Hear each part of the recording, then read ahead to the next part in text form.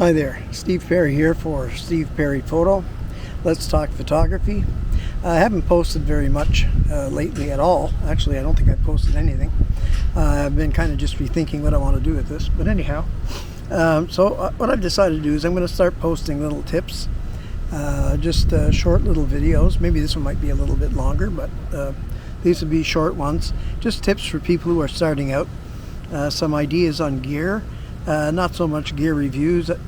I don't have a lot of gear, so I can't give you a lot of reviews, but I can certainly set you to the right point and the people who know all about this.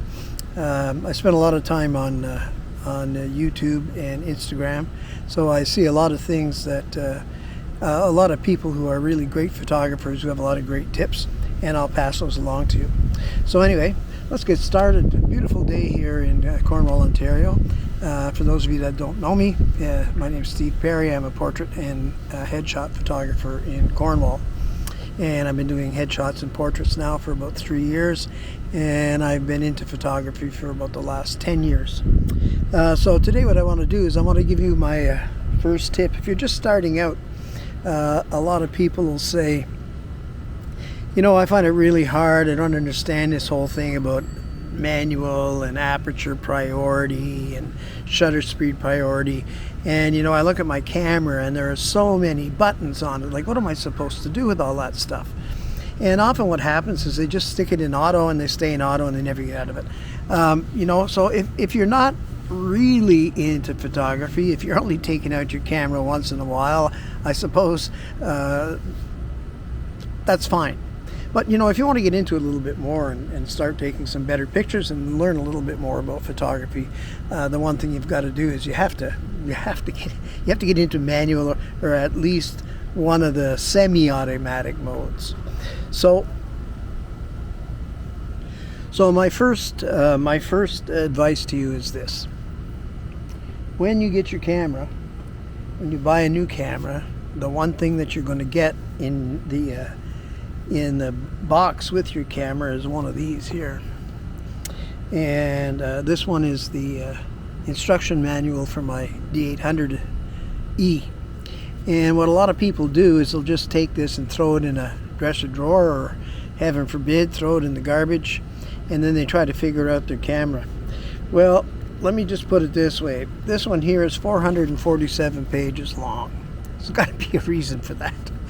They don't make a manual like this for nothing. And when you first get started, you know, you may not have a clue what to do, but you can start going through, what I would do is start going through the table of contents, looking for things.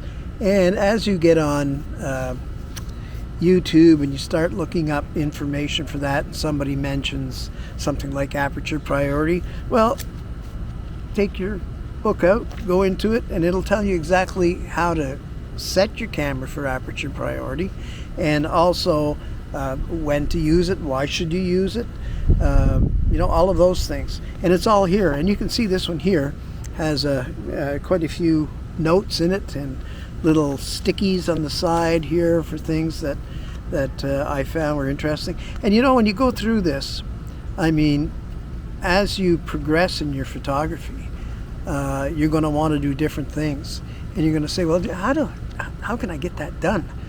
And so you're going to go online, you're going to look, you know, you're going to do some inquiries in Google or in YouTube and see if you can find some stuff on that, and then go to your manual. There'll be times when, you know, I haven't done anything for a long time, and I say, gee, how do I get to that setting again?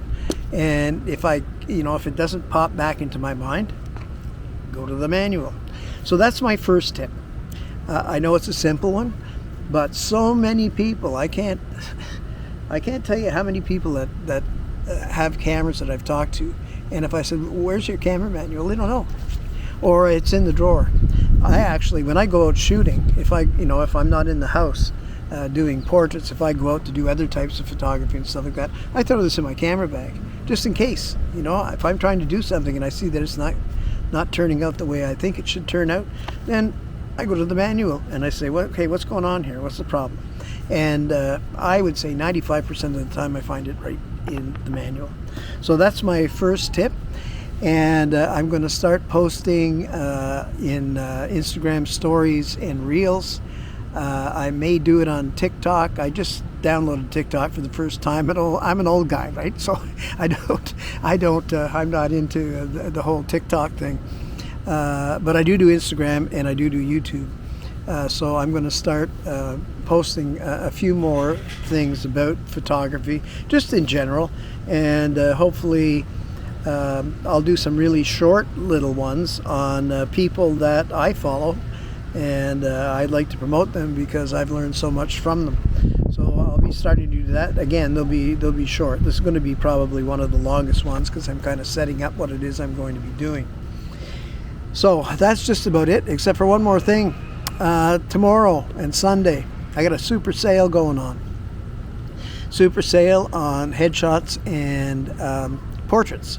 So if you want to get your headshot or your portrait done, it's going to be an hour session, $75, which is half price, and you get to pick up to 3 fully edited photos from the shoot. So I think that's a pretty good deal, and if you're interested, it's tomorrow and Sunday from 11 a.m. until 4 p.m. and all you have to do is give me a call. Just check out my Facebook page or my Instagram page, and you'll see the ads. And if you want to give me a call for that, my phone number is 613-936-7196. So that's it for today. Let's keep talking photography, and we'll see you later.